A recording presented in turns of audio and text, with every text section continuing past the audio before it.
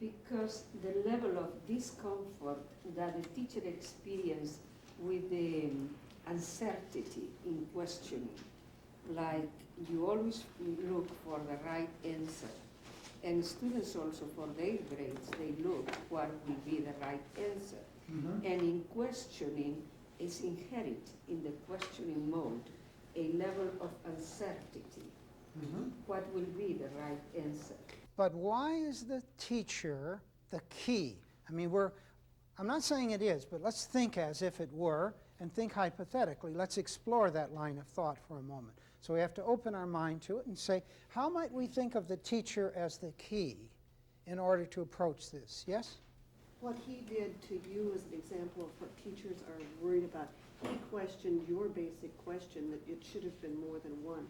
And many teachers feel very uncomfortable with it when your students all of a sudden tell you, I think you're asking the wrong question, you need to do something else. So you're saying if the teacher is not open to this, then it cannot happen.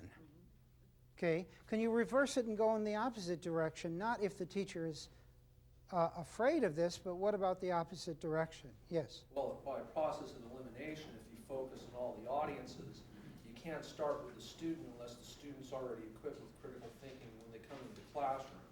You can't start with the parent because the parent doesn't have enough time to come into the class and daily monitor whether critical thinking is happening. You can't start with the administrators for several reasons. Primarily which they're always behind their desk doing paperwork.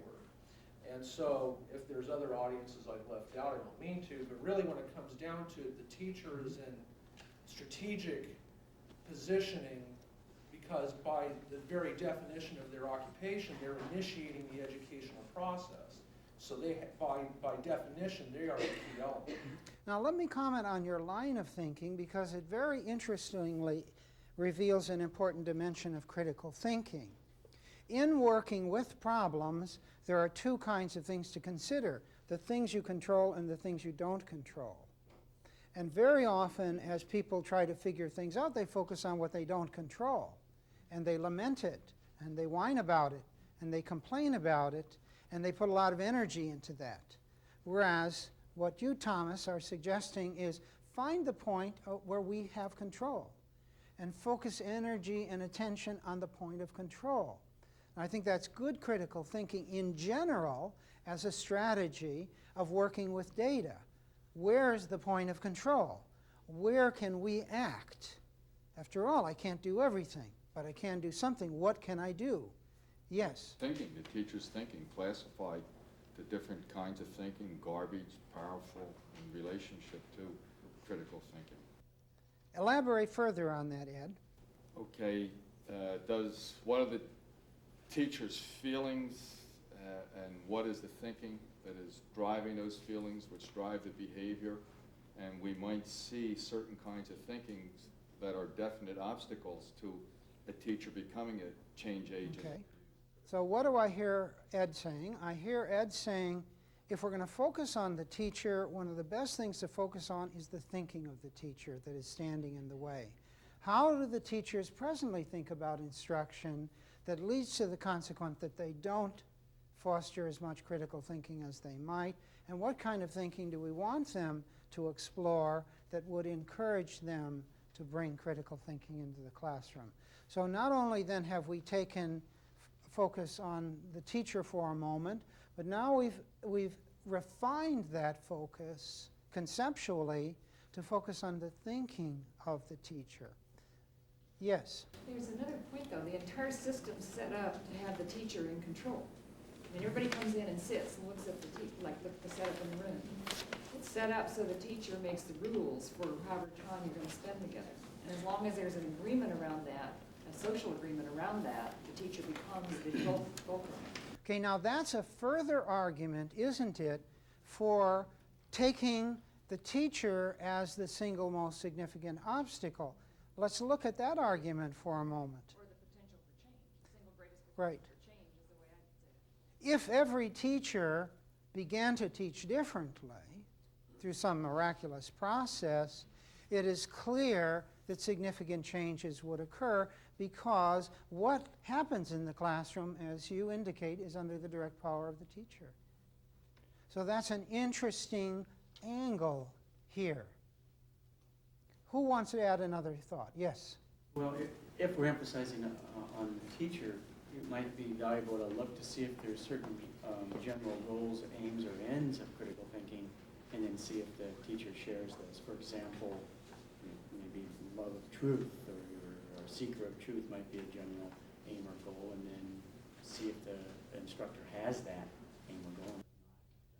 And how could we, let's move in this direction. Your answer suggests this to me. How could we begin a process which focuses on the teacher and tries to gain leverage for change in the classroom through some activity that is teacher-focused? What could we do? Yes? It seems to me we could look not only at what teachers think and what their attitudes are, but we could also look at what they do and what their behaviors are with students. Okay. And how could we involve the teachers in that? Determine what motivates the teacher. How can we do something that determines what motivates the teachers? Define a reward system. The reward system. I'm a teacher. What are you going to do that's going to help me move in this direction? You say, I'm going to reward you if you move in this direction. Okay, that's one thing. What else are you going to do for me? I'm the teacher. Yes? Well, you set up, if you're talking about teachers already in the classroom, you're looking at in-service opportunities, either district or school side. If it's pre-service, you're looking at inserting the critical thinking instruction into the schools of education courses that teachers have to take for certification. Okay, let's stop the discussion now at this particular moment in time. And now I invite everyone to participate in a discussion of the discussion. This was an episode of Socratic questioning. I was the Socratic questioner. And let me tell you a little bit about what I was trying to do as the Socratic questioner. We can sort of look at it. I was trying to make the question the instrument of thought. I was trying to answer all of your questions, ultimately with further questions that would elicit further thinking on your part. I took one person at a time because I wanted all thinking to be dealt with. I didn't allow people to sort of jump in willy-nilly because I know when people jump in, they often jump in from different angles and confusion easily results. And I know empirically that when students feel confused, they tend to drop out. So I know there will be some confusion in the complexity of the subject, but I don't want it exacerbated by chaotic interaction. I want to pay attention to the logic of the discussion and perform for the class what I ultimately want their mind to perform for itself. I want them to have an inner voice that asks them questions like what I'm asking you.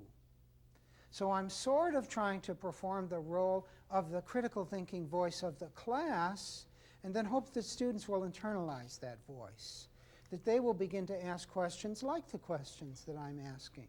And I could follow it up, of course, with a structure.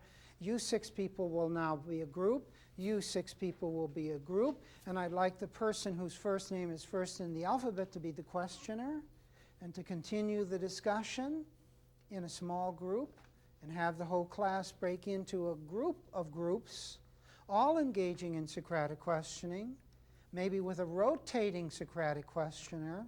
So you ask 3 questions or 4 questions, then it moves to the next person. And I might wander through and see to what extent Socratic questioning was taking root in the thinking of the students. Or I might not do that. But in any case, that's a possibility. But I want, eventually, I am modeling questioning, and I want the students to learn, ultimately to learn this model. And I'd like to call attention in doing this to 3 dimensions of instruction that, for me, correlate with Socratic questioning very well. It is that there are 3 things that we're trying to do. One is to engage the students in the thinking that we want. The second is to hold them responsible for the thinking they do. I was interacting with that thinking, holding that thinking responsible, clarifying, making sure that we elaborated, and if necessary, having people question certain thinking, if that seemed necessary. And then finally, and most important, I hope I was modeling the thinking that I wanted, in this case of a probing questioner who goes into the parts of thinking and uses those parts to better the thinking process.